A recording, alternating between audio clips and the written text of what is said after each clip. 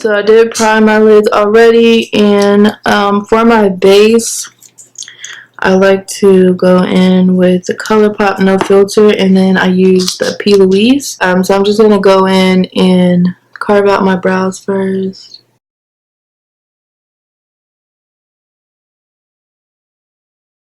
I like to use my Real Techniques 200 brush for this part of it because it's just like very fluffy, and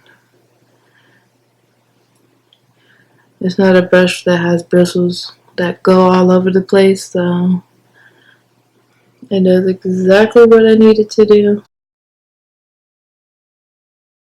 The Plouise base, Rumour number 2, and this Colourpop is in dark 40. And the reason I like to mix them is because it gives me like a really smooth base, and this Plouise base isn't my actual color, so, and the Colourpop is, but I just found like the perfect consistency to where it'll still set in place. It's a really good shade to mix, and the Plouise is really just a base, so it could be mixed with anything for the most part, is what I'm assuming. So normally I can trim underneath my eyebrows, but I'm gonna just keep it, you know, simple for now. And if you don't like to apply primer or a base, then you're really not protecting, like, you know, product on your eye. You really do need to prime, because once you start wearing makeup, it will start clogging your pores, especially on your eyelids, and you won't really notice it unless you do your makeup a lot. You still want to make sure you're keeping all of that dirt and oil from clogging into your pores or seeping into your pores. Now with the Plouise base, it gets a little tricky because you really don't have to set the Plouise base, but the Colourpop you do. So if you have both of these concealers or bases and you're following these steps, I would just go ahead and set it, and I would use the most translucent powder that you have, because then it's not like super cakey on your lid. This palette that I have is just a customized Morphe palette. I just have a few shades in here that are basically just a bunch of neutrals. So I figured just to start with a transition color, I'm going to start with this shade up here, but I'll probably do this shade and then that brown. So like I said, I'm going to take that brown and I'm just going to tap it in. And anytime I'm doing like a transition shade, I always tap it, because sometimes you can get all these new shadows, and when you get them, they're not like the color that you thought it was. So that's my main thing when I first started YouTube, I was always like looking at makeup tutorials, and I'm like, people are so focused on the lighting, they don't even realize that they're either washing out the overall color of the product, or you're making it not look like true to color. Like it's either too light or too dark, and people can't even see the color for what it is. So that's why I don't like bright lighting, but for some reason people just want to see bright lighting, and it doesn't make sense for makeup, I guess. So, you know, the real artists, and not trying to discredit anyone, but real makeup artists know natural lighting is where it's at, especially if you're doing a tutorial and you're showing people stuff. Because then if you're ordering the same products, it's going to be not the color that you thought it was because of the lighting. So this laid down pretty nicely, and I really don't want to take these out, but this is actually Caramel by ABH. And just to be honest, ABH shadows are $12. Sometimes you could catch them on sale for $6. And I think I got mine during a sale and I went ahead and paid $6 for it because all of their stuff was selling out, and I was just like, I've been waiting years to get this color because I really wanted to try it. Finally got it.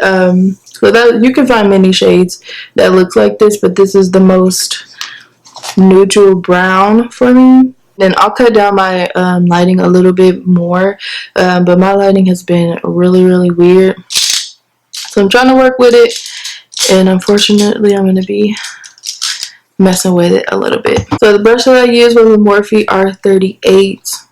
I normally don't show the brushes, I just let you guys see them, but I know that sometimes people want to see them in tutorials, so if you just want to see how, you know, fluffy or how that brush looks, that's that one. So I'm going to take the next shade in the palette that I made, and this is Coastal Scents. This one is in Oktoberfest.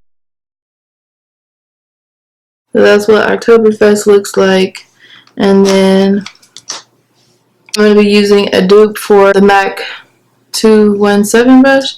So this is just a brush that I got off of eBay a few years ago, and it's just like a dupe. It was literally like 75 cents, but it does come from China. I'm not sure if they still do this, but or make these or whatever. I'm going to use this in the outer corner here, and I always tap because you gotta trust the process, but sometimes it don't come out exactly like you think.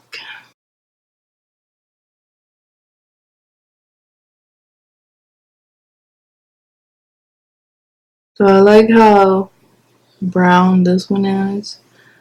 It's a lot more brown. This is the Urban Decay Born to Run palette, and the shade that I found in here that like really suits my skin tone is this one down here. This palette is, I would say, it's definitely underrated because it has a really good pigment to it. So to me, the pigment in this palette is like bomb, and I think it's perfect for any type of glam look, and also like I said, I think I said this before, but it's perfect for bridal looks. If you guys need a go-to palette, if you do have clients, and I think it's perfect. Like this brown in here is perfect, and it's not too deep. It's not washing out the rest of the color around it. It just applies like amazing.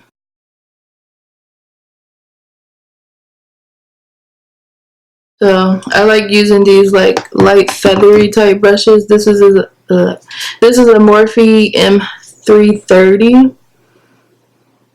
So with this brush, it has like the feather tip at the end. It's not so precise to where you're applying too much product at once. It lets you lightly apply the product, and then you can just feather it out like that. And it's perfect to make sure your blend is on point, and you can just keep pulling that color out as much as you want. So I'm going to go back in with the same Plouise in Colourpop, and I'm just going to go back and cut the crease. You could basically, some people are like, well, do you really have to cut the crease for a simple glam look? And it's a personal preference if you want, so especially if you're applying more color.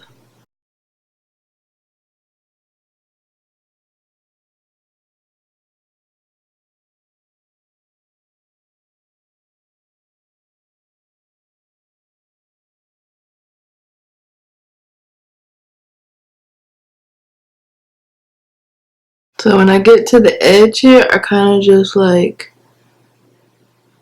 you know, do whatever on the edge, because you really don't want the edge to look that thick.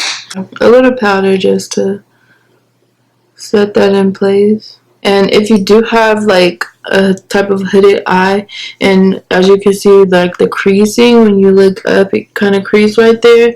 My main focus is really not on that. That's why when people ask me that, I'm just like, I'm not sure how to explain it, but I just go a little bit up when it comes to my cut crease and set it, because you can easily, pull your eye down and go into your crease with the colors, but it's still not going to stop your actual eyelid from looking seamless, I guess. And if that's the case, I don't know how to do that, but I just kind of work with what I got.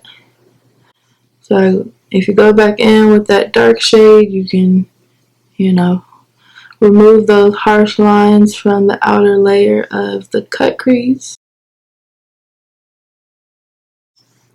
And then you can go in with, which one I'm going to do, the second to last color that I use, and kind of like go over top with that.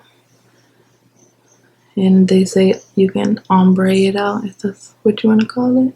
So this is that Oktoberfest shade.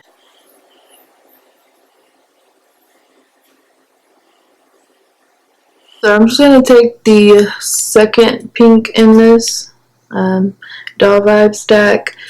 I'm going to take this shade right here. I'm going to take a slightly angled brush. So this brush is a Morphe M506. So it's very, very small. But I'm just going to try and just apply a little bit of pink right here.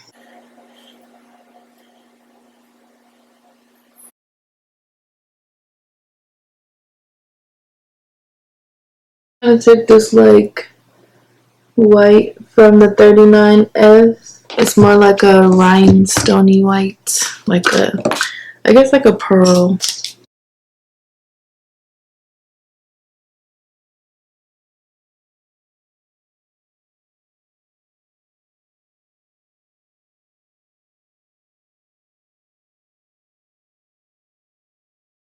Okay, I had to focus on that part because I didn't want to mess it up.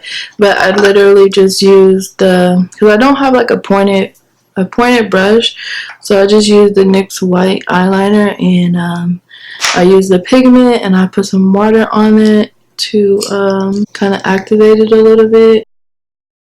So right now, I always just go in and kind of clean everything up.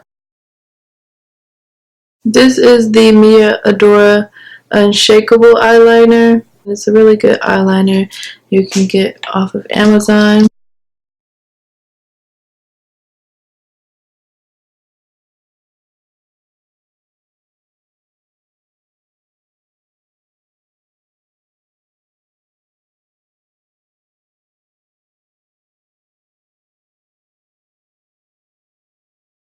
I'm going to go ahead and do the second eye, and then I'm going to do white in my waterline, and then I'll be right back.